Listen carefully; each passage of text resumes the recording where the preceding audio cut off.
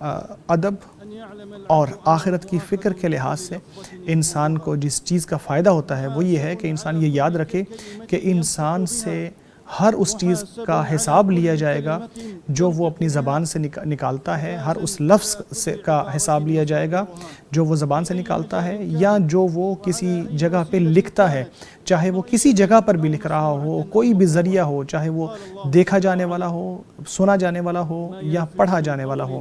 اللہ کا فرمان ہے جو قول بھی وہ کہتا ہے اس کے پاس رقیب و عتید موجود ہوتے ہیں۔ اسی طرح فرمایا کتاب رکھ دی جائے گی، مجرم ڈرے ہوئے ہوں گے، کہیں گے ہائے ہم مارے گئے، یہ کیسی کتاب ہے، اس میں کوئی چھوٹی سے چھوٹی چیز یا بڑی سے بڑی چیز ایسی نہیں ہے جو اس کے اندر موجود نہ ہو۔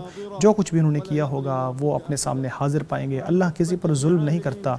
عقبہ بن عامر جوہنی رضی اللہ تعالیٰ عنہ سے روایت ہے کہ میں نے رسول اللہ صلی اللہ علیہ وسلم سے کہا یا رسول اللہ نجات کیا ہے؟